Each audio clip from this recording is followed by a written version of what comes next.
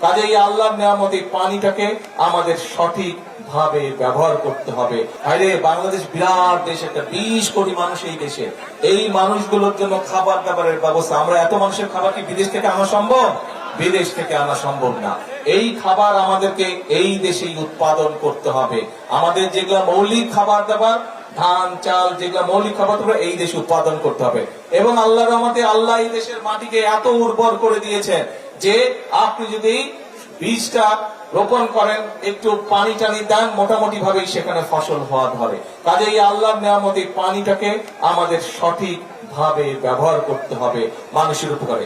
এবং শুধু এই খাল না, তো খালের পাশে যে জায়গাটা হবে সেখানে আমরা প্রায় 7,000 ইনশাল্লাহ বৃক্ষরোপণ করব।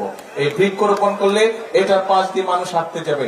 এই যে একটু আগে এমপি সাহেব, আপনাদের এমপি সাহেবকে কি নাম কন্ত মঞ্জু, হ্যাঁ একটু আগে এমপি সাহেব এই যে মন্ত্রী সাহেবকে বলছে, দাঁড়ান না আপনার নাম বলছি, দাঁড়ান, হ্যাঁ দাঁড়ান। এই যে মন্ত্রী সাহেবকে বলছে, আমাদের এলজিআরডি মন্ত্রী সাহেবকে বলছে এখানে আপনাদের রাস্তা যাতে হয় খালের পাশ দিয়ে, ইনশাল্লাহ খালের পাশ দিয়ে রাস্তা করবো যাতে আপনাদের হাঁটা চলার জন্য সুবিধা হয়। এলাকার মানুষ যাতে সুন্দরভাবে হাঁটাচলা করতে পারে, এখান থেকে সামনে যেগুলো এলাকা আছে সেখানে যাতে আপনারা যেতে পারেন।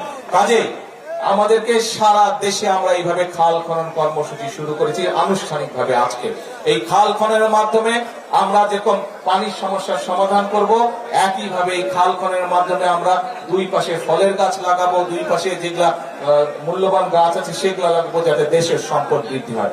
আরেকটা বিষয়, এখন যেহেতু খালে পানি নাই, নদীতেও পানি নাই, আমাদের কি করতে হয়, এই যে ডিপ টিউবওয়েল দিয়ে আমাদেরকে মাটির নিচ থেকে পানি বের করে আনতে হয়। এখন চিন্তা করে দেখেন তো, আজকে থেকে 10 বছর আগে আপনি যতটুকু গভীরে গেলে পানি পাইতেন, এখন পান আরো গভীরে যাইতে হয় না কি? আরো গভীরে যেতে হয়, এখন আরো অনেক গভীরে যেতে হয়। আগে যদি আপনি 50 ফিট গেলে পানি পাইতেন, এখন হয়তো 300 ফিট যেতে হয়, তাই না?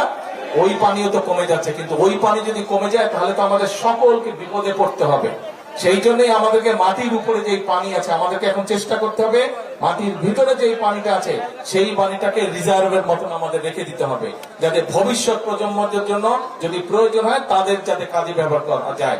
এবং আমাদেরকে মাটির উপরে যে পানি আছে সেই পানিটা যতটুকু সম্ভব সৎ ব্যবহার করা যায়, সুন্দরভাবে পরিকল্পনা করে খাল খনন করে নদী খনন করে আমাদেরকে মাটির উপরের পানিটা ধরে রাখতে হবে।